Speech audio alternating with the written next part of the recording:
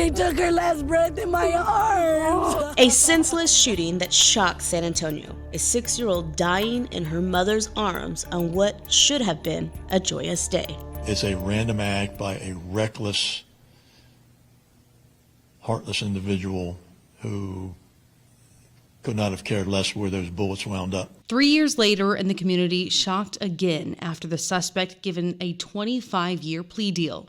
I'm Lee Waldman. And I'm Erica Hernandez. This is Texas Crime Stories, a Mother's Day tragedy. It's a day meant for celebration, Mother's Day. For Cassandra Mendoza, May 9th, 2021 was anything but joyous. It was a family tradition for Cassandra and Julio Garcia to take their kids to car club gatherings. Here's Cassandra talking about how much her daughter Saryah loved car shows. She would tell her dad, "Look at the wheels, Dad, they're big. Look at all the lights." She begged her dad to take her. That's what we did. She was out having fun. They got to the gathering on Commerce and 24th Street, and the kids got to look at the cars. But as the family was about to leave, an altercation broke out. Here's Julio talking about that night. Before I knew it, I looked at my left-hand side. People were banging on the door saying I almost hit the truck. I hit the truck. I remember someone opened up my door. They hit me. I was bleeding from the nose. Cell phone video showed several people surrounding their vehicle. And in a second video, as they drove off, you hear gunshots appearing to come from an individual on the left-hand side of the screen. And then I heard Cassandra Mendoza say something hit her. As the family stopped at a nearby gas station, they realized Cassandra had been grazed in the back by a bullet. And as they checked their kids, they noticed Saryah was bleeding. She had Saryah in her hands, crying, saying she was hit. I seen so much blood. I thought it was hit from the neck. Saryah was hit in the upper torso and would later die as a result of her injuries. The family was devastated, and the police immediately began their investigation and search for the suspect. SAPD Chief William McManus had officers work around the clock until that person was in handcuffs. With eyewitness accounts and evidence from the scene, it didn't take long for police to find the suspect. The very next day, he was in custody. Here is Chief McManus, who held a press conference after the arrest was made. The suspect in this case, his name is Andrew Ray Elizondo. He's 23 years old. He was an acquaintance of the victim's mother. This was not a domestic violence related incident. This afternoon at about 2:30, he was arrested and charged with capital murder. I don't have words that adequately describe the atrocity that was committed here by Mr. Elizondo. It's a random act by a reckless, heartless individual who could not have cared less where those bullets wound up. While Elizondo is now behind bars, Saryah's family was dealing with their tragic loss. She took her last breath in my arms. I will never forgive Andrew. Never. So I remember when this happened, Lee, because as a mom, this was just devastating. This is Mother's Day, and it was just such a tragedy that Saryah lost her life, and it was so senseless. So senseless and so random. I wasn't here at the time when this happened, but on the 1-year mark of her loss, I went to the family's gathering, and I met her grandmother, Cynthia, and her mom, Cassandra, and they still carried around her urn with her everywhere that they went. And it was just, you could still feel their pain, and they had no justice because this person who was responsible, who they knew very well, still had not been sentenced. Yeah, so kind of some backstory on the charge itself. So Andrew Elizondo gets arrested, and he is charged with capital murder of a child under 10. But then when the indictment comes out months later, it's just a murder charge. It had been reduced. There was questions at the time. Why? I kind of get it. And they have to really prove intent as far as that he meant to kill this child. That was an intent. So I could see why that could have possibly been downgraded to a first-degree murder charge instead of the capital murder charge. But nonetheless, you kind of want the book thrown at a person who's committed such a horrific crime. Exactly, and a person who knew this family well. When we were at the court hearing for this, Cassandra was talking to Andrew Elizondo and was saying, you were telling me the Easter before how beautiful my daughter was and how lucky I was to be her mom. This was someone that they knew well and who knew Saryah well, but still took her life in this way. So of course they're going to want the book thrown at this person. The community did. And it was obvious also that it was something that SAPD thought it was worth charging him at the time with capital murder. But once it gets into the DA's hands, things change and they present to a grand jury. And I always kind of want to make it clear that when, we tell these stories, we kind of remind people they get one shot at presenting to a grand jury. And it's up to that grand jury on how it proceeds from there. So I think they were also trying to play it safe with just doing the first-degree murder charge. Yeah, I think that you're right on that. And I think playing it safe is one thing, but also is that really justice in the end for this family? I think that's kind of left up to question. And, their swing, they hit.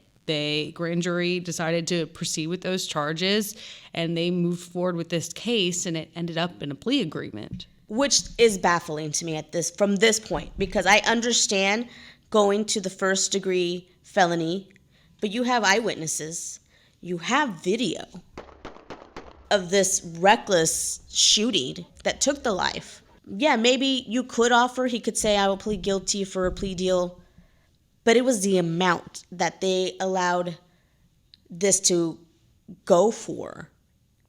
25-year plea deal.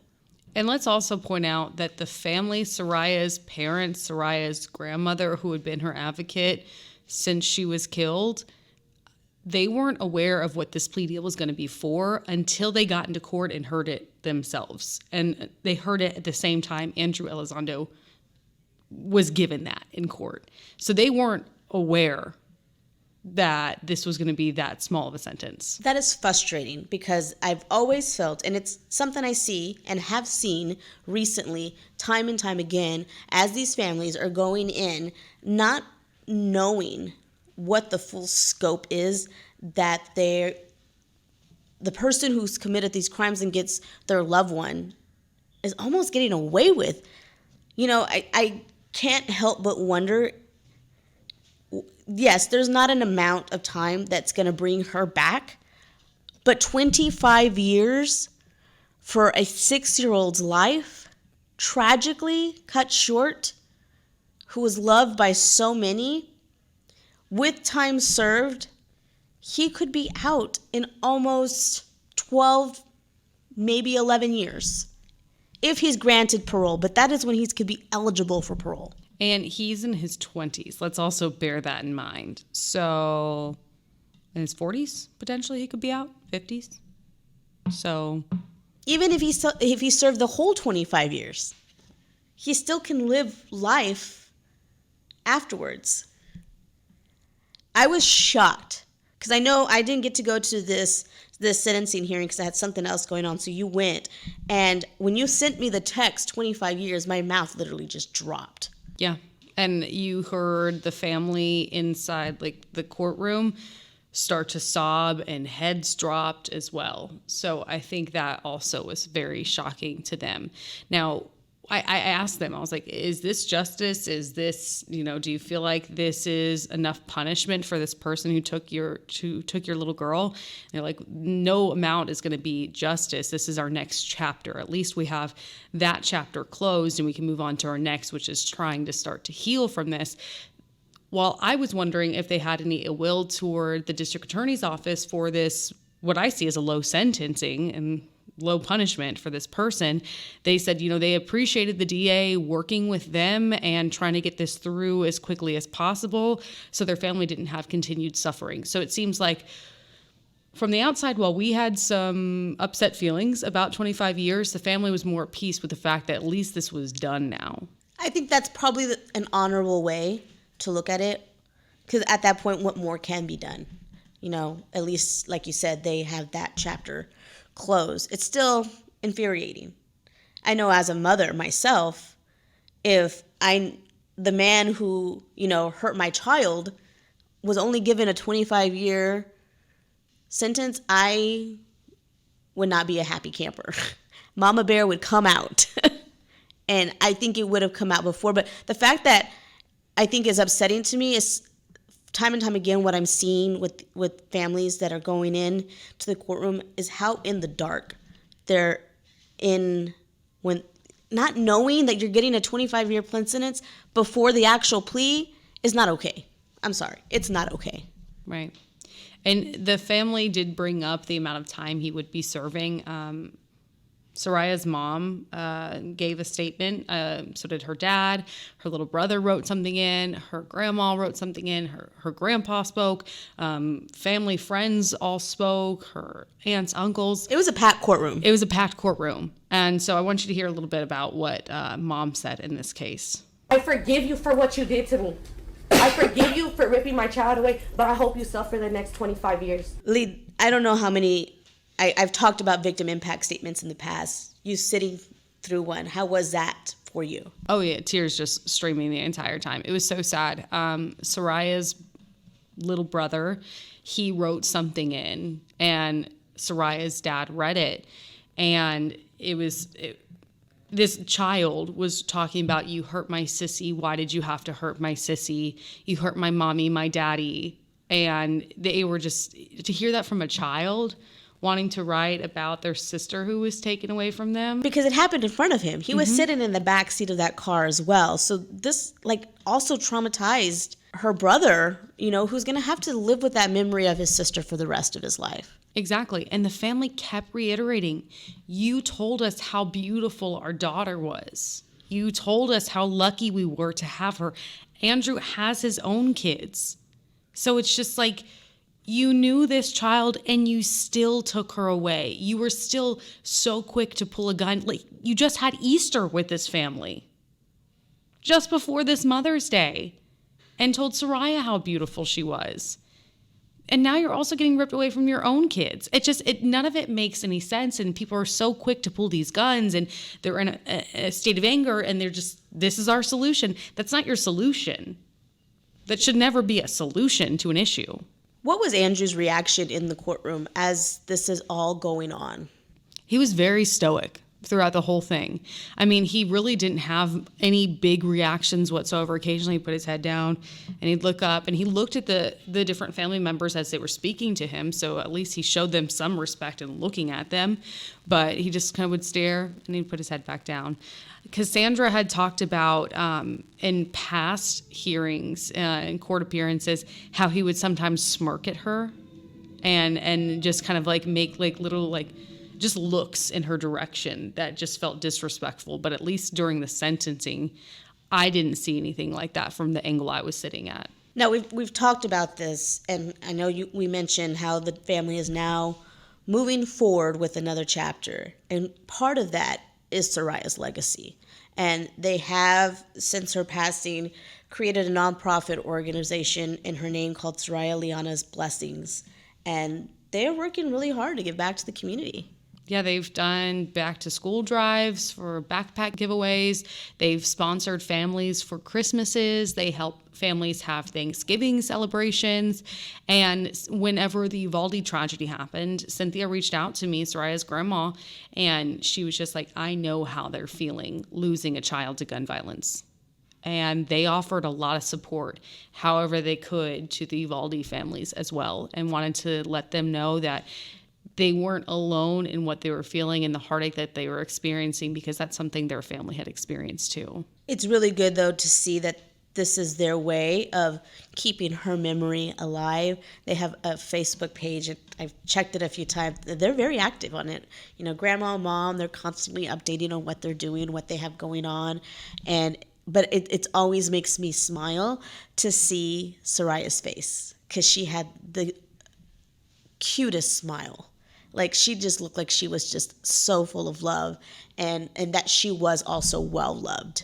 Yeah, she was extremely well loved, and they generally take her urn everywhere with them. I mean, Cynthia tells me she talks to the urn a lot, just so she feels like she's still talking to her best friend, because Saryah was her best friend, and she feels like she can still joke around with her.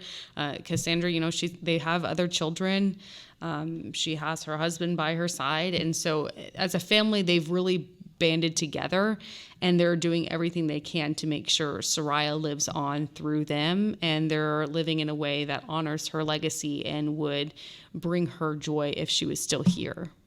And we will have a link up on our website to their nonprofit organization. If anybody wants to help out or reach out, I'm sure they would love to have more involvement as well. Absolutely. Thanks for listening to this latest episode. We'll be back soon with a new one.